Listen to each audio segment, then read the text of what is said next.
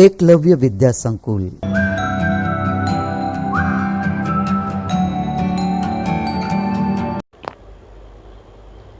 નમસ્કાર વિદ્યાર્થી મિત્રો. આગળના લેક્ચરમાં આપણે ચેપ્ટર 3 મહેનતનો રોટલો એ પાઠની સમજૂતી મેળવી. તેમાં આપણે તે પાઠની સમજૂતી મેળવ્યા બાદ તેની શબ્દ સમજૂતી તેમજ રૂઢિપ્રયોગોના અર્થ એ બધું જાણ્યું હતું. અને હવે પછીનું જે આપણી સ્વાધ્યાયમાં જે પ્રવૃત્તિ છે ભાષા સજ્જતા, તે વિશે આપણે જોઈશું. જેમાં છે વિરામચિહ્નો. વિરામચિહ્નો એટલે શું એવો પ્રશ્ન તમને થતો હશે. તો વિરામચિહ્નો છે એ ભાષામાં ખૂબ જ ઉપયોગી છે. ભાષા લેખનમાં વિરામચિહ્નોનું ઘણું મહત્ત્વ છે. એટલે કે આપણે જ્યારે કંઈ પણ લખાણ કરતા હોઈએ, કોઈ પણ વસ્તુ, કોઈ વાક્યો લખતા હોઈએ અને ત્યારે જો યોગ્ય વિરામચિહ્ન ન મૂકવામાં આવે અથવા તો બે વાક્ય વચ્ચે યોગ્ય વિરામચિહ્નનો ઉપયોગ ન થાય તો આખા વાક્યનો જે અર્થ છે એ બદલાઈ શકે છે. તો એ વિરામચિહ્નો ભાષા લેખનમાં ખૂબ ઉપયોગી છે. ખાસ કરીને અર્થ કે ભાવ અનુસાર ભાષાને સચોટ બનાવવા માટે વિરામચિહ્નો આવશ્યક છે. એટલે કે જે સેન્ટેન્સ આપણે એમ જ બોલી જઈએ કે હું ખાઉં છું, તો અથવા કોઈને પ્રશ્ન પૂછવો હોય તો કેમ અહીં આવ્યા છો, તો એના પાછળ જે યોગ્ય વિરામચિહ્નો ન મૂકવામાં આવે, એટલે કે એનો ભાવ જે રજૂ થતો હોય તે ના થાય. તો યોગ્ય વિરામચિહ્નો છે એ અર્થ અને ભાવ રજૂ કરવામાં ખૂબ ઉપયોગી બને છે. કેટલાક ઉપયોગી વિરામચિહ્નોનો આપણે પરિચય કેળવીએ. એટલે અહીં અમુક જે ખૂબ જ ઉપયોગી છે એવા વિરામચિહ્નોનો આપણે પરિચય મેળવવાનો છે. તો એમાં છે પૂર્ણ વિરામ, અલ્પવિરામ, પ્રશ્નચિહ્ન અને ઉદ્ગાર ચિહ્ન. તો અહીં તમે કૌંસમાં એના સિમ્બોલ પણ જોઈ શકો છો કે પૂર્ણ વિરામ એટલે અહીં એક ટપકું આપેલું છે, ડોટ, પછી અલ્પવિરામ, પછી પ્રશ્નચિહ્ન અને ઉદ્ગાર ચિહ્ન એ કૌંસમાં એ લખેલું છે. એની બાજુમાં આને પ્રશ્નાર્થ ચિહ્ન કહેવાય, આને ઉદ્ગાર ચિહ્ન કહેવાય. એ રીતે આપણી ઓળખ માટે એણે સિમ્બોલ આપેલા છે. તો આપણે સૌ પ્રથમ જોઈએ પૂર્ણ વિરામ. હવે પૂર્ણ વિરામ, કોઈ પણ વાક્ય જ્યારે પૂર્ણ થતું હોય ત્યારે એ પૂર્ણ વિરામનો ઉપયોગ થાય છે. એટલે કોઈ પણ બાબત હોય, કોઈ વિચાર હોય કે કોઈ હકીકત હોય, એ જ્યારે આપણે રજૂ કરીએ છીએ ત્યારે જે સાદું વાક્ય હોય છે તેના અંતે પૂર્ણ વિરામ મુકાય છે. એટલે કે વાક્ય પૂરું થયું એમ. જેના ઉદાહરણ સ્વરૂપે અહીં એક વાક્ય આપેલું છે કે કાશી નગરીમાં એક મોચી રહેતો હતો. તો અહીં આપણે અટકીએ છીએ એટલે ફૂલ સ્ટોપ. તો એ છે પૂર્ણ વિરામ. બરાબર. કોઈ પણ વાતમાં જ્યારે અટકીએ તો ત્યાં આપણે પૂર્ણ વિરામ મૂકી શકીએ છીએ.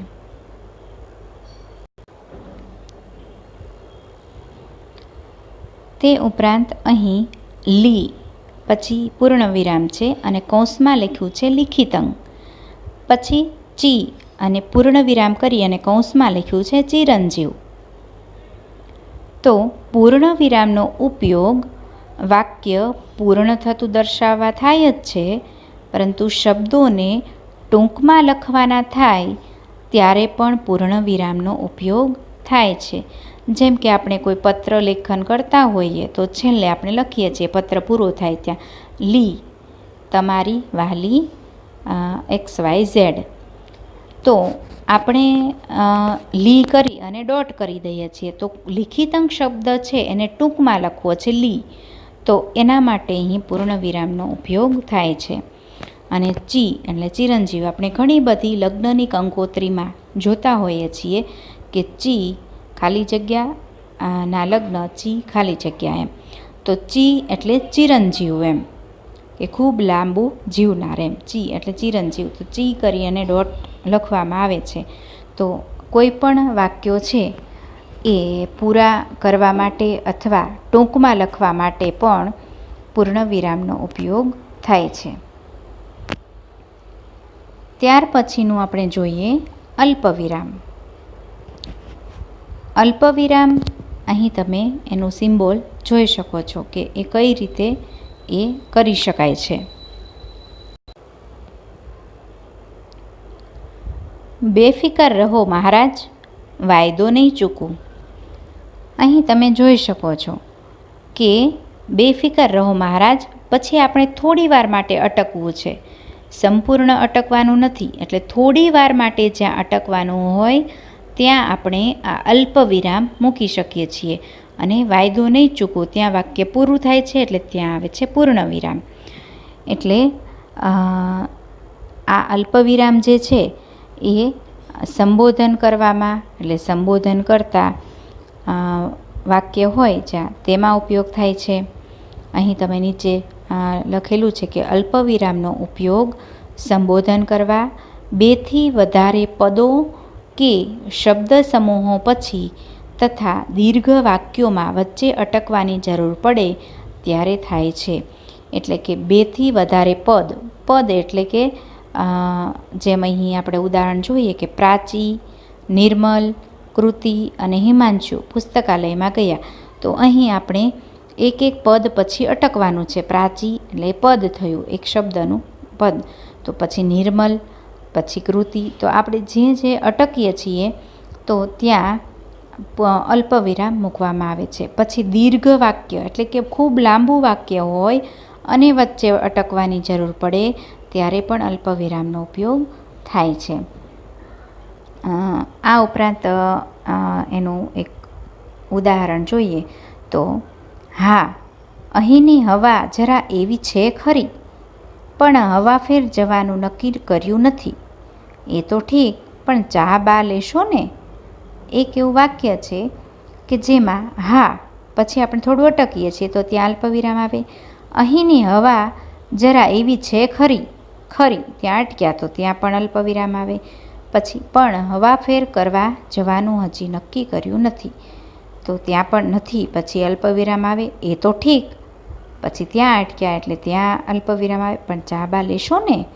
ત્યાં આપણે પ્રશ્ન કર્યો છે તો ત્યાં આવે પ્રશ્નાર્થ ચિહ્ન.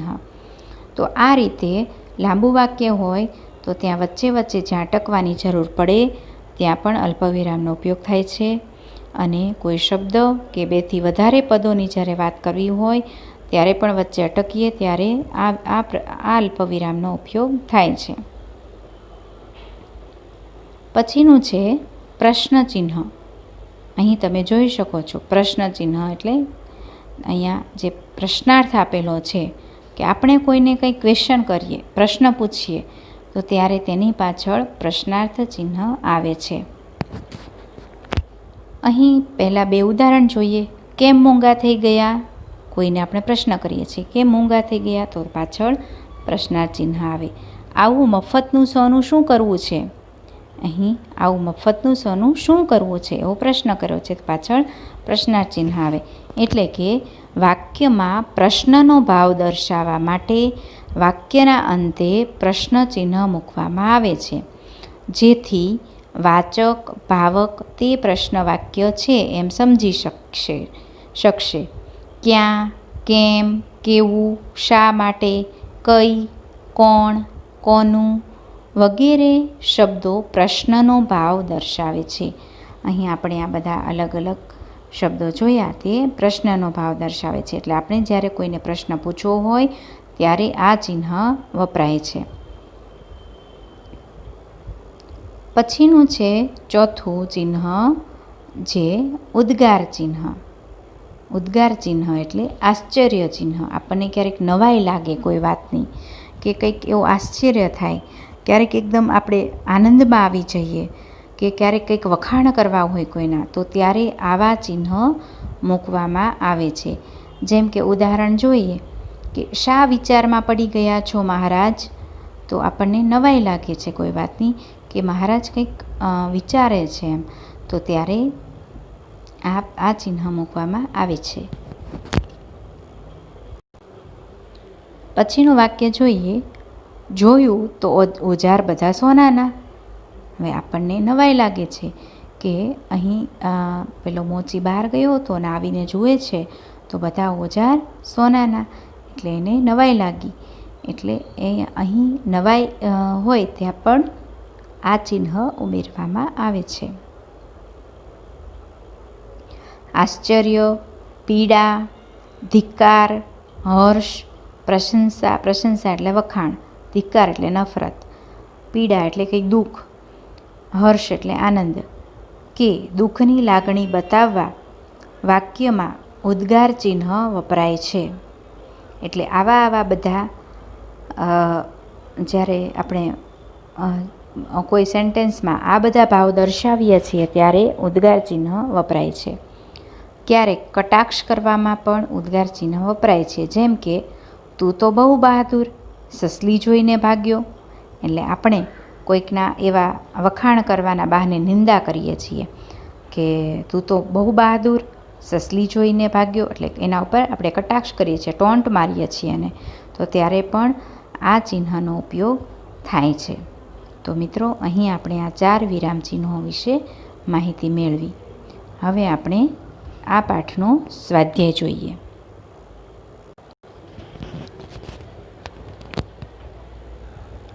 સ્વાધ્યાયમાં પ્રશ્ન 1 છે, નીચેના દરેક પ્રશ્નનો ઉત્તર એક એક વાક્યમાં લખો. અહીં તમને જે 5 પ્રશ્ન આપ્યા છે એનો જવાબ તમારે એક એક વાક્યમાં લખવાનો છે.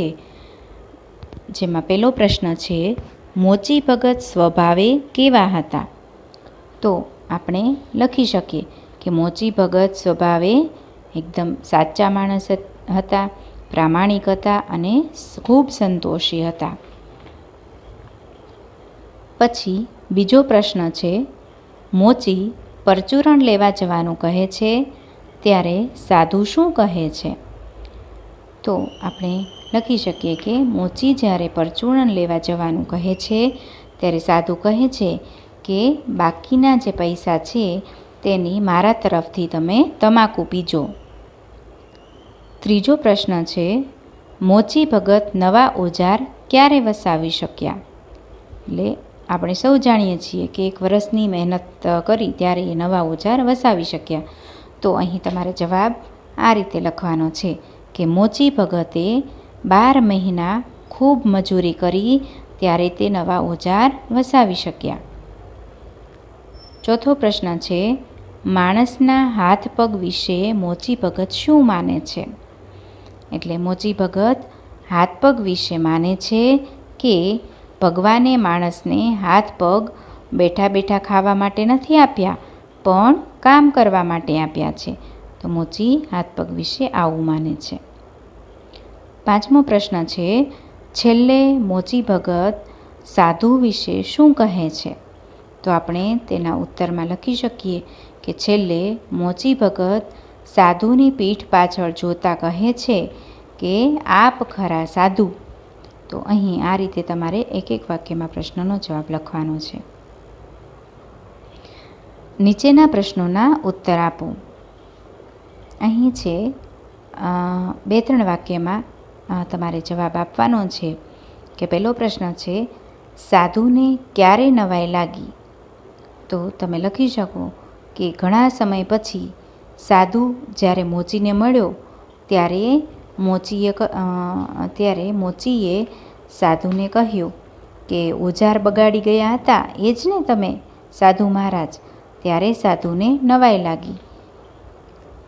બીજો પ્રશ્ન છે, મોચીની પ્રામાણિકતાનો બદલો સાધુએ શી રીતે વાળ્યો?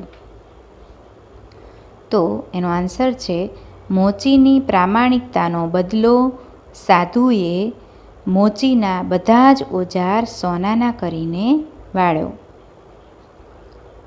ત્રીજો પ્રશ્ન છે, મોચીને ક્યારે દુઃખ થયું? તો જ્યારે મોચીએ પોતાના બધા ઓજાર સોનાના થઈ ગયેલા જોયા ત્યારે તેને ખૂબ દુઃખ થયું. ચોથો પ્રશ્ન છે, મોચીને કેટલા સમય પછી નવા ઓજારો મળ્યા? તો આપણે આન્સર લખી શકીએ કે સાધુએ જે સોનાના ઓજાર પારસમણી ઘસીને બનાવી દીધા હતા તે મોચીએ પોતાના ઘરના ખૂણામાં નાખી દીધા, અને જે જૂના ઘસાયેલા ઓજાર હતા તેના ઘરે તે તેણે ઉતાર્યા અને પછી કામ કરવા લાગ્યો, અને 12 મહિના સુધી તે ઘસાયેલા ઓજારથી મહેનત કરી અને પછી તે નવા ઓજાર વસાવી શક્યો.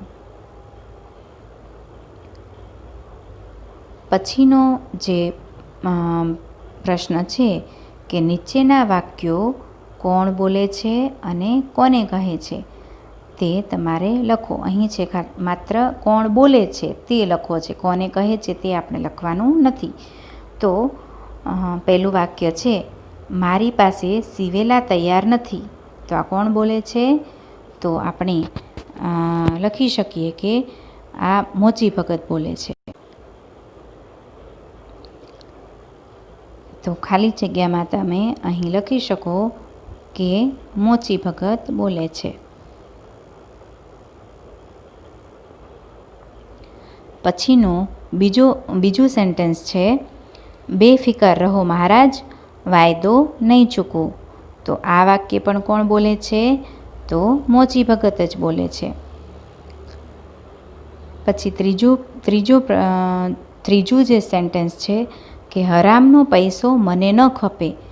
આ સેન્ટેન્સ પણ મોચી ભગત જ બોલે છે. અને ચોથું છે, આ કાચી દુકાનને પાકી કરો. તો આ કોણ બોલે છે? તો આ છે સાધુ બોલે છે. તો આ રીતે તમે તમારી ટેક્સ્ટ બુકમાં લખજો, અને આખો સ્વાધ્યાય છે તે તમારે તમારી નોટબુકમાં લખવાનો છે. પછીનો જે છે કે નીચેના અધૂરા વાક્યોની પૂર્તિ કરો. એટલે જે અધૂરા વાક્યો આપેલા છે એ તમારે પૂર્ણ કરવાના છે.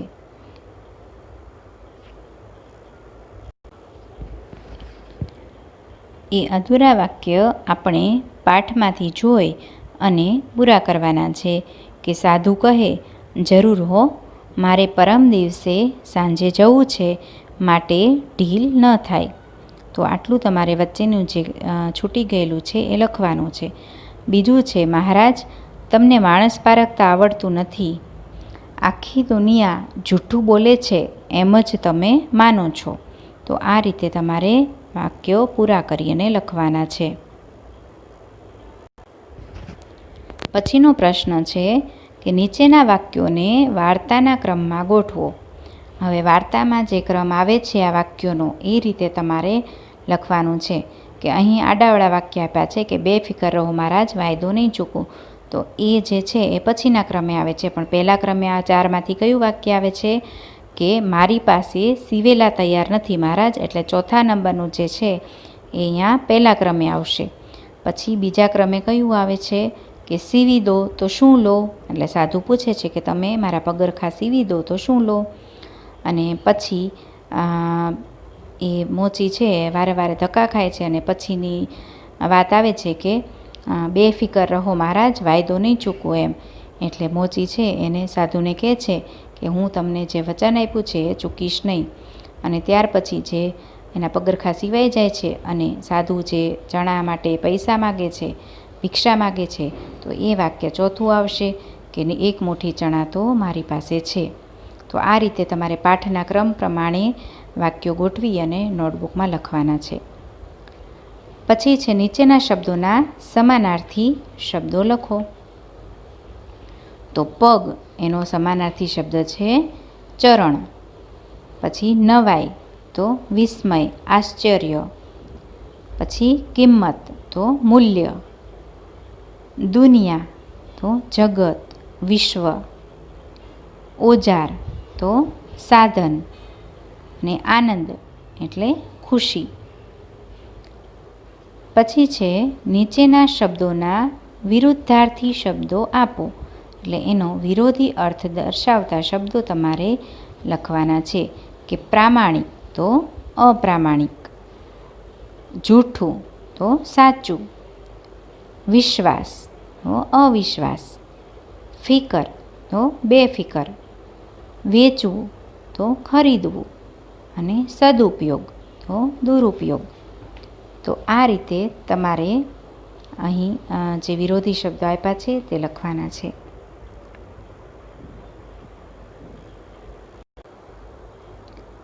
હવે પછીનો પ્રશ્ન છે કે નીચેના કોષ્ટકમાંથી દર્શાવ્યા પ્રમાણે રૂઢિપ્રયોગ શોધો.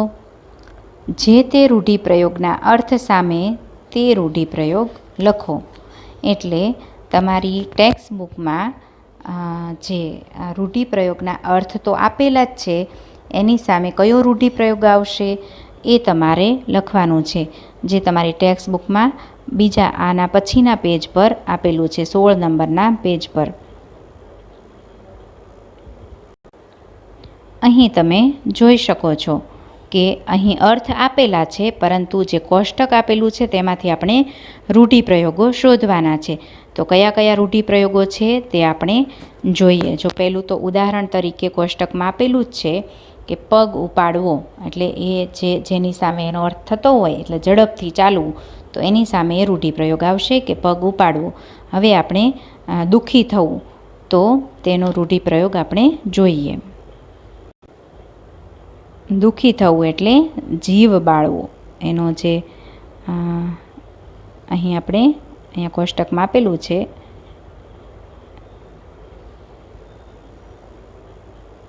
જીવ બાળવો. ત્યાર પછીનું જે બીજા પેજમાં છે,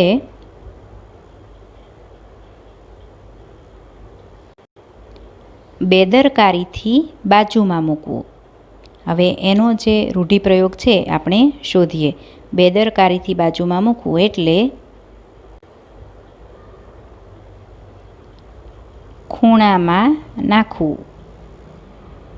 બેદરકારીથી બાજુમાં મૂકવું એટલે એનો જે રૂઢિપ્રયોગ છે એ થાય છે ખૂણામાં નાખવું. પછીનું જે છે કે જાત મહેનતથી. જાત મહેનતથી એટલે આપણે શું કહેશું, બાવડાના બળથી. તો એ આમાં ક્યાં છે, બાવડાના બળથી અહીં. પછીનું જે છે કે શ્રમ કર્યા વિના નિરાતે ઉપભોગ કરવો, એટલે કે બેઠા બેઠા ખાવું. તો બેઠા બેઠા ખાવું રૂઢિપ્રયોગ ક્યાં છે, તો એ છે અહીં. તો આ રીતે તમારે કોષ્ટકમાંથી રૂઢિપ્રયોગો શોધી અને તમારે જે આ પાછળ પેજ આપેલું છે તેમાં તમારે રૂઢિપ્રયોગ લખવાના છે.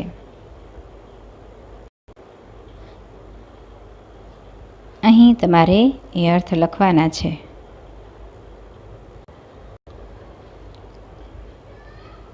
તો અહીં આપણો સ્વાધ્યાય પૂરો થાય છે, અને હવે પછીના લેક્ચરમાં આપણે નવું ચેપ્ટર શરૂ કરીશું. Thank you.